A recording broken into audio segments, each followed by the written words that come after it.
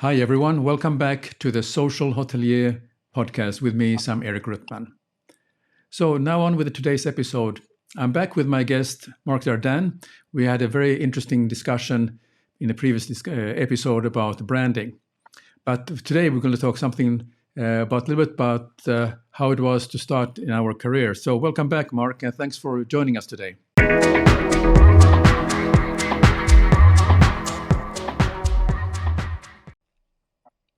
Thank you, Sam.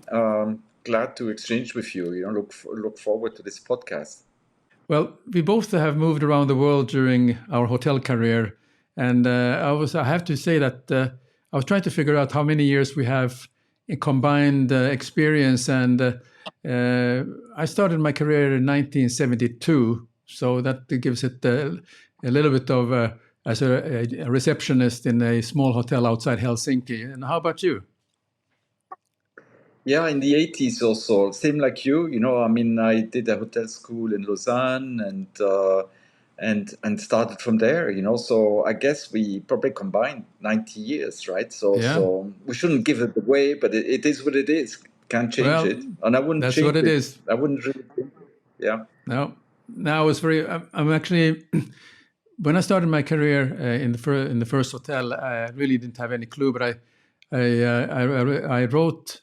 I have this notebook still left from my little black book where I wrote all these small slogans I should think about when I work in the hotel. And the first slogan I wrote was "Customer is king." That's what I remember that I wrote about. Okay. And also I enjoyed watching how rich people have a good time in a very exclusive hotel and what they eat. So I was kind of curious to see how they behaved and so or misbehaved. But my anecdote will not be of that because the hotel still exists outside Finland, so I don't want to embarrass anybody in there. But can you share a little bit about some anecdote that has happened in your career, particularly maybe in the beginning, where a lot of misunderstandings may happen because we are still in the learning phase? Yeah, so the reason for me to choose the hotel business, many different reasons, but one, travel. I always wanted to travel, so I had the choice between being an airline pilot or a hotelier. Decided to go for the hotel.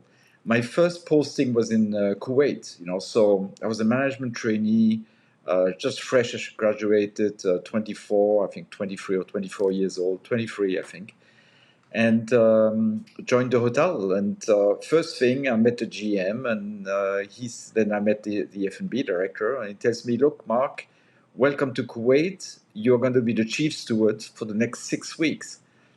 I didn't speak Arabic. My English was not very good.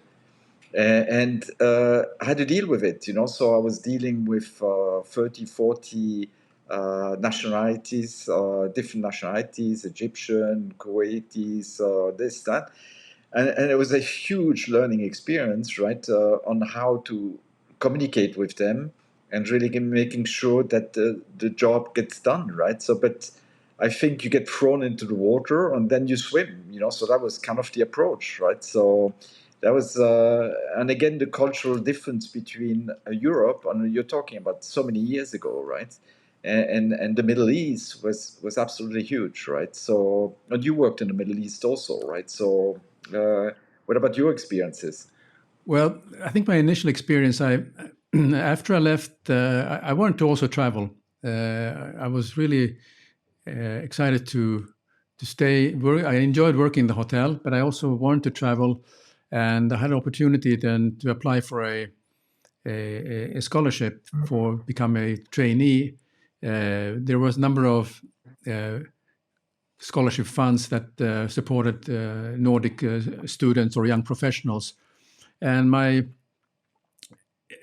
opportunity was that I received a very positive answer that I had been selected out of the applicants.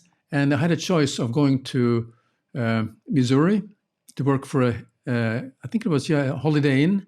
And if I go to Holiday Inn Hilton, Holiday Inn in Missouri, they evidently had a Holiday Inn University, so I actually could develop a career for myself with that organization.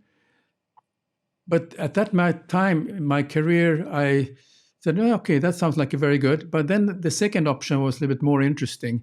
It was a publishing company of a lifestyle magazine. It was called Playboy magazine. So the Playboy magazine then offered me a job as management trainee. And I thought, well, forget Holiday Inn. I'm going to Lake Geneva, Wisconsin to become a management trainee.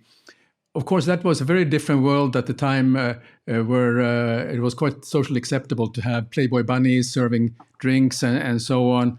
And but the work itself was very, very demanding. I mean, I was in the front desk initially, but like you, I ended up also I told the food and beverage director that I would be interested to learn more about working in the food and beverage. He said, "Sam, great. You're going to be the kitchen steward, night steward, in fact. So you're in charge of the night cleanup of all the kitchens, and the team are basically students who are from Madison, and they are basically working nights and then they study in the daytime." So I had the introduction to a number of multinational team, Africa, Iran, etc. And they were all students who were developing a career in the US, but they came to make some money in this. And I really learned how about communication was a humbling experience for me to understand that somebody who is all day studying in the university and they drive all the way just to work for those 4 or 5 hours to clean up a kitchen. It was a humbling experience to me to see these very highly intelligent, intellectual people that we were like one team, and we have to make sure that the kitchen is clean by the time the breakfast cook is coming in. So yeah, I learned quite a bit about that. Yeah, and also, maybe an anecdote on Kuwait. I think that's maybe also a recommendation to all the young hoteliers. And also, like, I did a management trainee, like you do, and some people complain about management training. Oh, they don't, they don't really look after me. I don't learn enough, etc. But you have to be curious, right? And you have to say, look, what can I do to either learn or improve or so I kind of looked at one thing is I looked at garbage, right? What was thrown into the garbage, and I wanted to prove to the hotel that it would make sense to look through the garbage and really discover what's in the garbage. So I said, look, I'm going to go for 3 days into the garbage room myself. And what I did, and my fiancée at that time couldn't understand what I was doing in the garbage room, right? It's like, I'm not going to marry you if you stay in the garbage room. But anyway, so I spent like 8 hours going through the garbage, right? And I found cutlery, plates, full, meat, etc. And I did a study, and I said, look, the payback is immediate because you're going to have 2 people sieving through the garbage, and you put a metal detector to find out what goes out, right? So I did a small study and showed that to the general manager, and a month later they introduced it. They hired 2 people and they put a metal detector. They ordered a metal detector, and I thought that was a good experience because I said, look, instead of just waiting for you to be fed, you have to go out there and really prove yourself and be curious. Being curious is very important, in my opinion. Yeah. Being curious. Yeah, I had similar experience when after university, I also joined Hyatt, and they sent me from Dallas. Was 1.5 years in Dallas as a management trainee, and really that was my. Some of the department heads were just very happy that to let me be there, but they didn't want to give me any particular assignment. So that was also what I did. I was asking, well, let me develop a project here that you think or identify something for you, and I learned during that process of spending quite a bit of time. Unlike you, I didn't really have a chance to go to the garbage room, but I think that could have been a very useful experience in a 1,000-room hotel, but what you could have found in Dallas during that time. But my time in Dallas was probably my best times in my life in the sense of having a chance to work in Hugo's, which was their fine dining room. And so the project I did, I was developing a wine list. Well, there was a reason for it because I really got the taste for wine. So of course, with the director of food and beverage, he was very open to the idea that we have to visit different kind of wine tastings in Dallas. And the 80s, the Dallas was the place to be, and it was economy is getting better, and people were getting into wines and fine dining.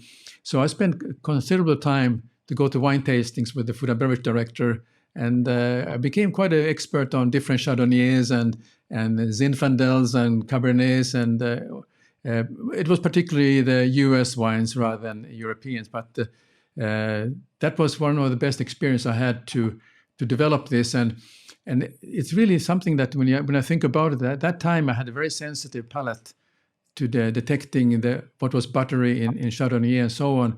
But now, as I don't really drink these days, I think I lost all that. But it's a great memory, and the memory I have really is while I was working and I was serving in Hugo's, I removed all the etiquettes and the labels from the wine bottles. And in Dallas, you frequently saw some guests that want to bring their own bottles to the restaurant against the corkage fee, and so there were some fine vintage Chateau Lafite Rothschild and all the top French Bordeaux's, and so I was decanting them for them, and then I usually was left a little bit left in the bottle, so I took to the service station. I took a Melita filter and poured the rest. So I think there was a time where I drank from a hotel coffee cup, some of the finest French wines in my life. Great story. Yeah. No, I also remember after Kuwait, I went to Benin, Africa, right? So I joined Sheraton, and I met the Sheraton people. I mean, I was ambitious. I wanted to have a promotion, so they offered me to be an F&B director. So that's fine, great. Said it's our worst hotel in the company. He said, okay, good. Thank you for, our food cost is 60%. The chef is whatever, and the pastry chef also is a problem, and this is a problem. Payroll cost is through the roof, and so on. So I took the challenge. I don't know why took the challenge, but I did.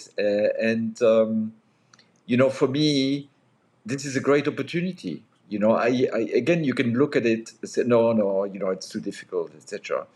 But sometimes going to an area where you can fix things and you can make a difference is great, because I look at this as the glass half full, right? So I said, oh, this is fantastic, right? I can go there and improve everything, and not really understanding the risk, obviously. But so I went there and obviously fixed one thing after the other, and again being exposed to a completely different culture.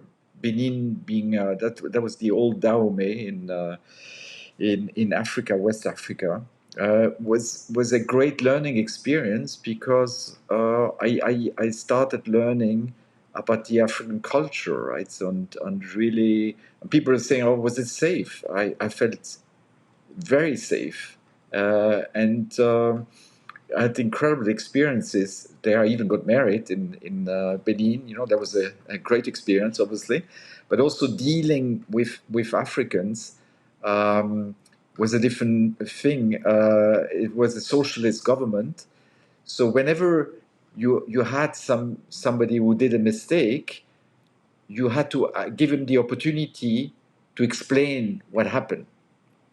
In French, it was called demande d'explication. So, for example, you catch somebody stealing the chicken, say, John, it's not Johnny this time, it's John. John, why did you stole a chicken?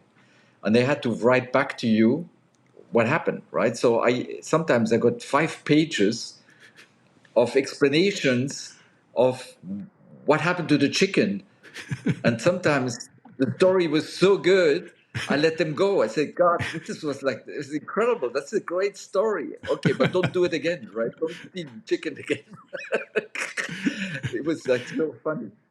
Yeah. And the other one, I, I'm jumping to another story, but it's another good one also, is rainmakers.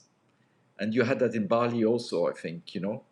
We when we had outside functions, we always used to hire not a rainmaker, he would stop the rain, right? So, and we never knew exactly if it happens or doesn't happen, etc.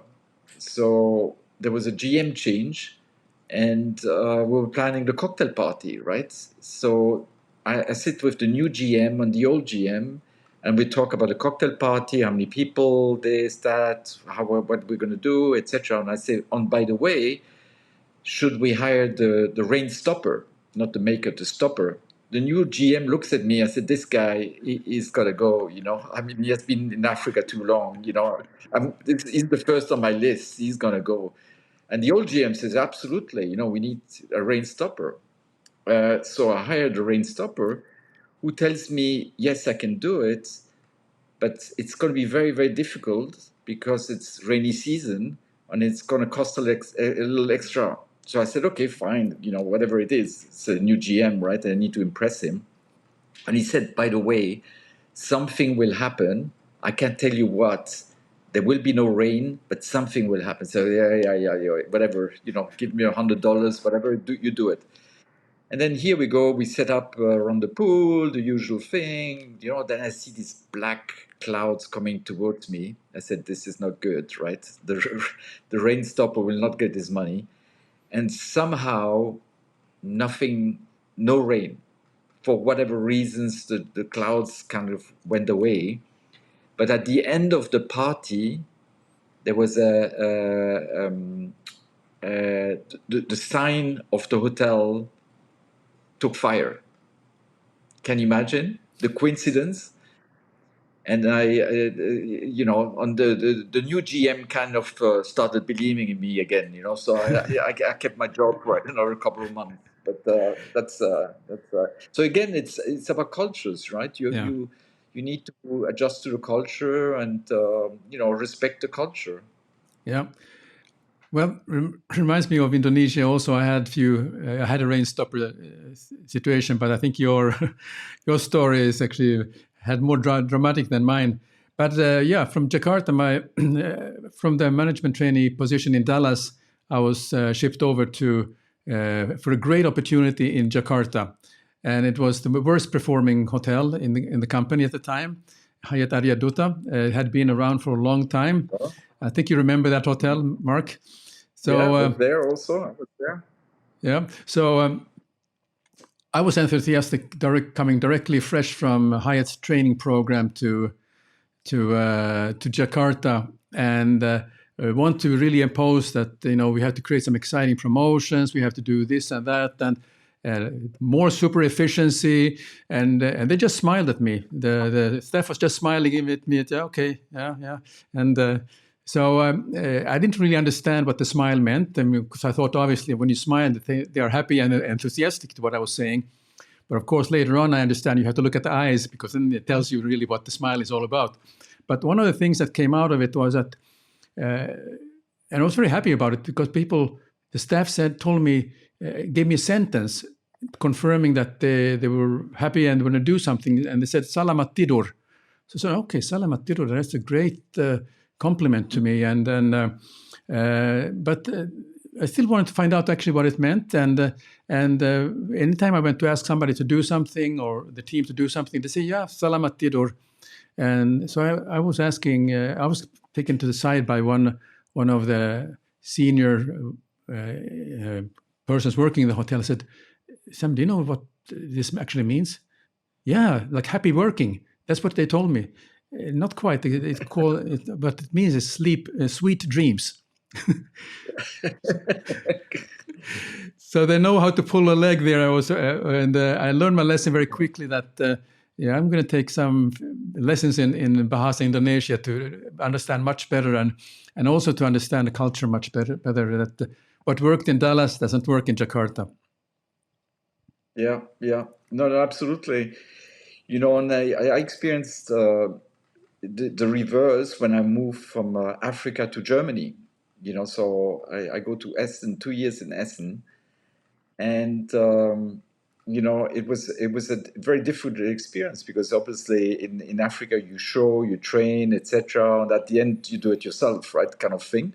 At that time, in Germany, I had to really adjust, and I still remember the general manager, the GM, who said, "Look, after 1 year, I said, look, I'm going to promote you, but you're the worst manager because you work so hard. You're here all the time.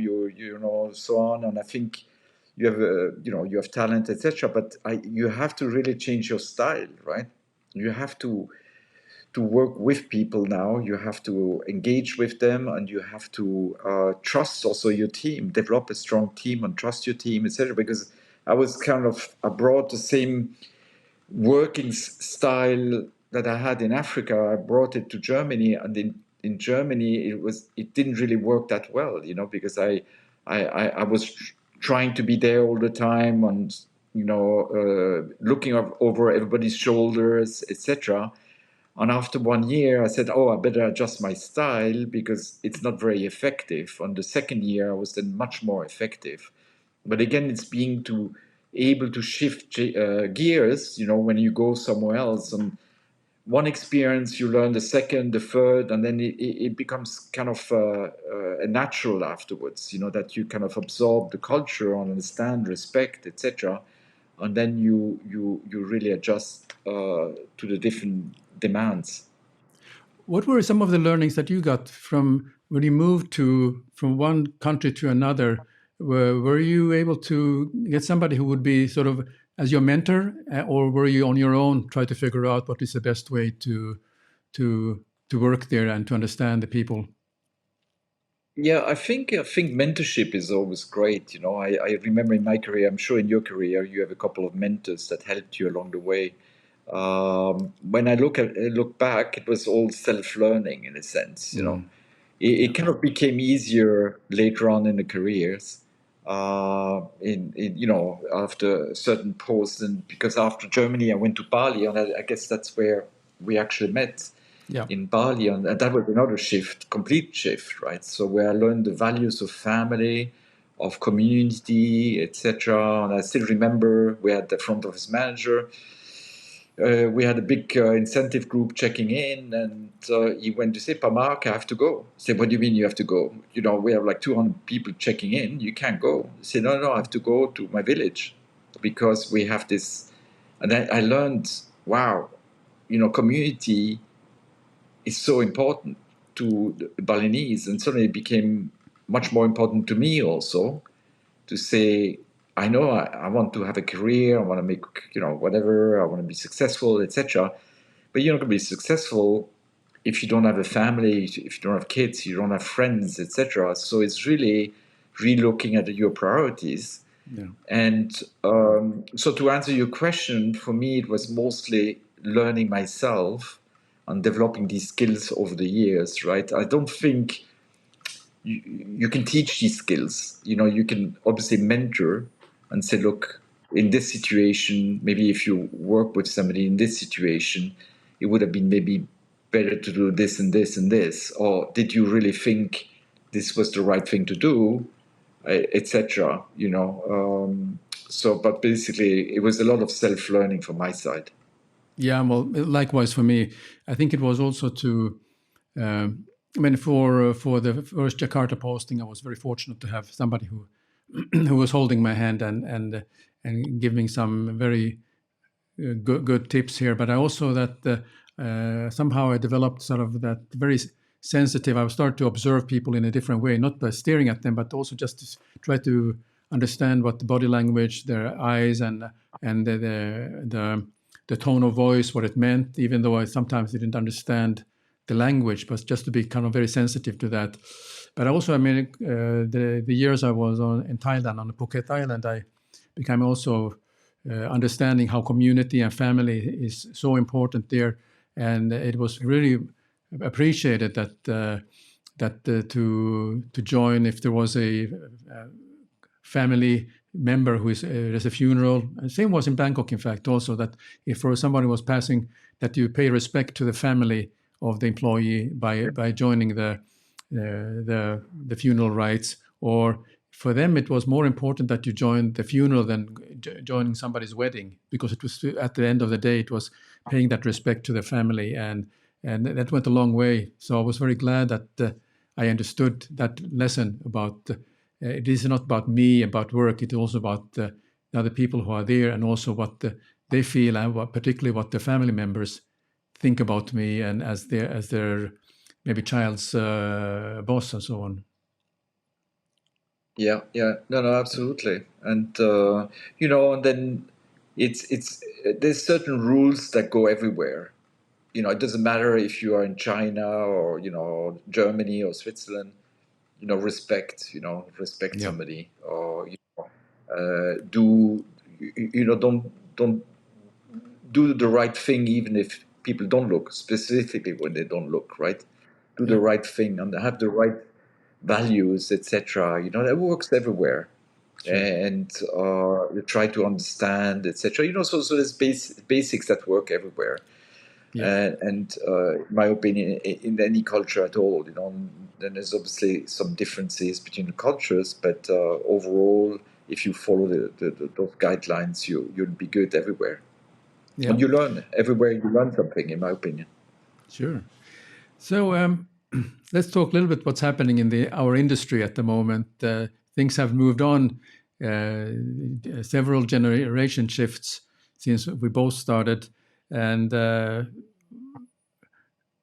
but I was worried to learn. I was talking with some people in the industry, and particularly who are educators in various hotel schools, that people after they graduate, some of them people do not, some people do not even graduate from the school. They leave the industry even before they have graduated, or if they graduate, they move into a totally different industry.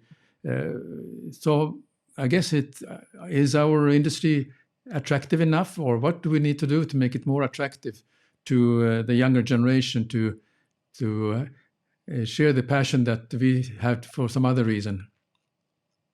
I think I mean it's a lot of things can be done. The challenge is there. We all know that, right? Because even with my son, for example, I told that story many times. We had a discussion when he was 15 or 14, 15, and he said, "Look," I told him, what do you want to do in life? Do you know already? I said, "Oh, I want to do what you do." I said, "Oh, do you know what I do?" I said, "No, no, I don't." So, go and work in a hotel and experience it. And he did that. He did, banqueting and stewarding and housekeeping and so on. So he came back after a month. He said, "Look, Dad, I enjoyed it, but I'm not too sure if I'm passionate enough about it." So it's really it's a fantastic business, but you got to be really passionate about it to be successful, in my opinion. And you like I said, also I think in the last podcast is, you need to like to serve. If you don't like to serve, don't do it, right? And then so the challenge is, obviously, we all know, it's the timing. You have to work on the weekends, in the evening. Maybe the pay and benefit is not as good as in other. The career sometimes can take longer, etc., to come to a senior position. But I still think our business has huge opportunity. But I think we have to also change the way we work also. The way we, and really COVID was a good experience in a sense. I say good experience. I'm sure. I mean, obviously it was a bad experience, but a good experience to think out of the box, that pushed us to think out of the box, to try to attract people in the industry. And it starts with flexible hours, flexible timing, look at pay and benefits, and sometimes it's benefits.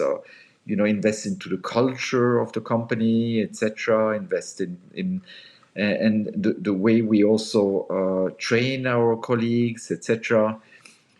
Years ago, it was hugely descriptive. Now it becomes, what's the end in mind? What's the end in Yeah, mind? And we give you the freedom to express yourself, to achieve a certain outcome, and so on. So we have a lot of rethinking to do, because I'm sure you agree, our business is very old-fashioned the way we operate. You know, we have operated hotels the way we operate hotels today. We did that 10, 20, 30 years ago. Obviously, some some departments are here more important now. IT, you know, social media, and all that stuff was not there before, but it is now. So, and I think I'm trying to do my little bit and to go and talk as many times as I can in hotel schools, you know. And I really enjoy that when I have 80, 100 people or young individuals who are in the business, and I try to tell them that it's a fantastic industry. But obviously, a lot of companies are poaching the graduates from the hotel schools because they have a great background. You know, they know how to behave. They have they're now business schools, these hotel schools, etc. You know, so they're very attractive. Potential employees for all these different businesses. Yeah. I mean, one of the things that has been a challenge over here up in the Nordics is that when you talk about service, it has been perceived as a not a very it's kind of industry of work that you're almost like a subservient that you're serving, and people didn't feel comfortable Yeah, about that. And of course, the change that we are just shifting the vocabulary we call about customer experience. And when you talk that you're yeah, creating customer experience, that's a very different approach to than serving somebody. You know, so yeah. by talking about customer experience, that is the way I have found that I can get through much easier and describing the various ways. And I do my little bit also, even though I speak on, I use this platform to invite nice people like you can talk and share this. And I found that I have number of hotel school students that are listening in. So it's a little bit that we chip into this in order to keep people in the industry, and so they can see that there is the reward and opportunity that they can get from being in the industry. But yeah, side note, I was watching on the YouTube channel a comedian, English comedian. His name is Troy Hawk, and and what he does is he's standing in his smoking jacket and there's kind of a cravat, and he just greets people and give compliments. So and one of the interesting thing was in UK it was a store where he was standing outside that welcome to this and this shop.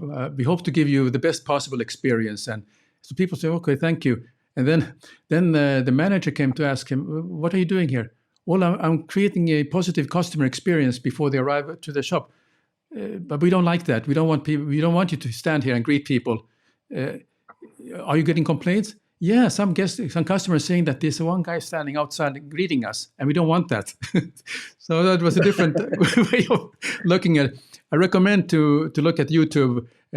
Troy Hawk. He's standing outside all Okay. kinds of events and standing in his very old smoking jacket, in a purple smoking jacket, has a cravat, and he has of course Nice. he's Brit, so he has an excellent way of giving compliments to people, and I wrote down a few of them. They were very good. So just a side note there. Uh, But yeah, what are we going to do to make this industry more attractive to the? How does the education or the schools do they have a role? Do you think they have a role, or does the industry have a role that they can do something that understand the younger generation better, or how to make this career yeah. more enticing for them? Yeah, I think it's just above. Everybody has to play a role, right? I mean, the schools have to clearly.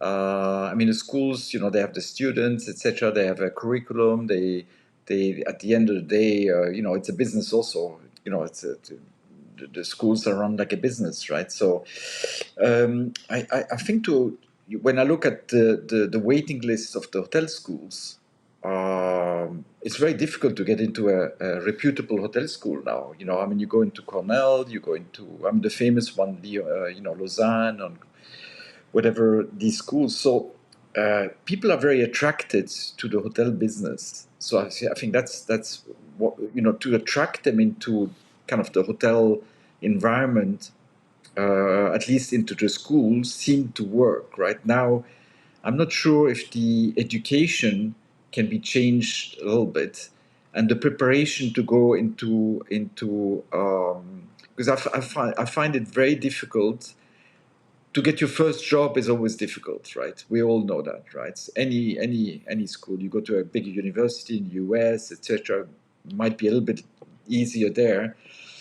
But out of a hotel school, if you want to go into a hotel, it's very, very complicated because people tell you, okay, you have no experience.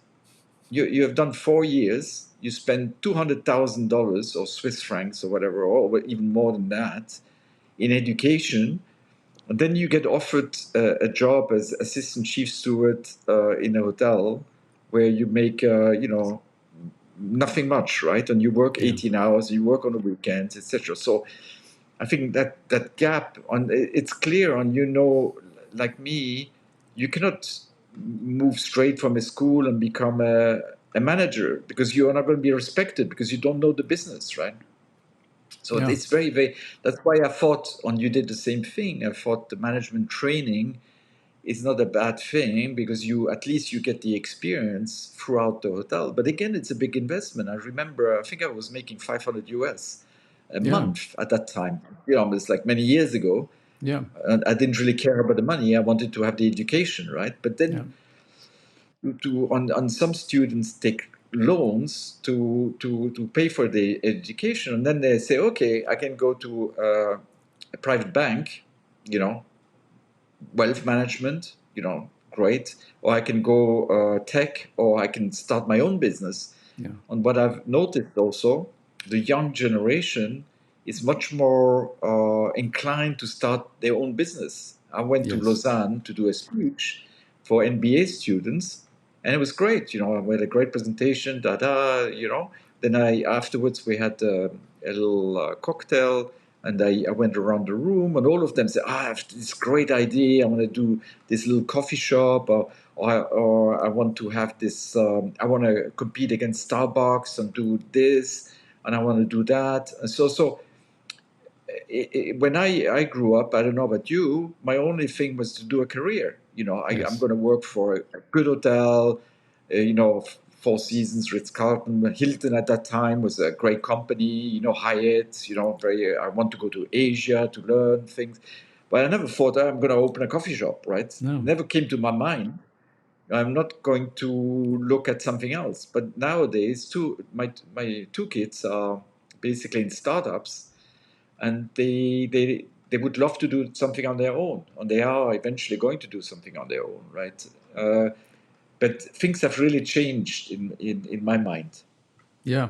I mean, I noticed that also, but also that I think where hotel companies could do a better job is to outline a path for somebody who comes into the industry. That like I Yeah. I didn't know how long I'm going to stay in one place to another, but and if my passion was to become a general manager one day, then I would want to see how that works out, what things I would need to learn, and how where can I accomplish that, where I can get that training for that. I would hope to get that, and I still see that this is an area where the hotel companies or the hotels themselves can do a good job. So even the hotel general manager takes the time to work with a new graduate, that not put them in a pedestal to other people, but to give them an opportunity, open their eyes to what are the opportunities, and also, but also in Finland, particularly, there is a very a balance of a work and a life balance is very important here. Now, I didn't appreciate that because to me, work was the balance, not the private life. But here it's very important, and then also the how will hotel able to give the young generation a career path, but also to give them a chance about that there's a good private life and work balance in their life, that make them stay. And still, there's no guarantee that they will stay long with you, because they might say, well, no, I think I might go to Mexico to serve for 6 months instead. And then if I feel like it, and if you're good enough hotelier, as I remember you, I may come back. So you are never guaranteed anything. Yeah. No, you hit on really some two fundamental points there. To offer a career versus a job. So first question, when we at the moment, when we hire or when we look at candidates, we say, where do you want to be? How can we help you getting there, right? So it's question number one, and really develop the career, and then the work-life balance. It's clearly important, especially after COVID. People have really had time to think. I think that pause gave a lot of people time to think. They say, what do I do with my life, right? Do I really want to work 18 hours or 16 or 15 or 14? Do I want to work on the weekends? Do I miss time with my family, with my kids? Maybe I do something different. So it's also be flexible, right? So offer flexible hours. If somebody wants to work 4 hours in the morning, so be it. Come and do Yeah. breakfast shift. That's it. You don't have to Yeah. work 8 hours, 9 hours. Come in the evening. Somebody likes night shift because he does something during the day. He likes to do something during the day. Yeah, fine. Come and do some light shift. So we have to really think ourselves kind of out of the box on how do we do things. But talent, it's a huge issue. I mean, in Saudi Arabia, we opening 300,000 hotel rooms by 2030. So who's gonna work in those places, right? And we all know. I mean, there's 35, 36 million Saudis in Saudi, but how will we able to attract talents into these hotels, right? Yeah. When you think you need 1,000 GMs, you need 8,000 XCOM members, so many chefs. These are numbers that are unbelievable. That's just Saudi, but in the world, it's the biggest challenge that we're facing today. Yeah, absolutely. Yeah. So I think these are some thoughts from us from in today's podcast about where we see the challenges and opportunities for in the industry. So Mark, I just want to thank you again for joining this podcast. It has been a great. It has been great to exchange ideas and a few anecdotes here along the way. And then for all the viewers and all the listeners, please put any comments that you have. If you agree or don't agree, any comments are appreciated, because it will give me also as opportunity to sharpen this discussion. And this episode will also be seen in certain platforms, which are where hotel industry is looking at it. So, but Mark, thanks very much again, and look forward to talking to you more about some other topics of the industry. Yeah, no, thank you, Sam. Always a pleasure, and I'm always ready to join any podcast that you have. Real pleasure catching up.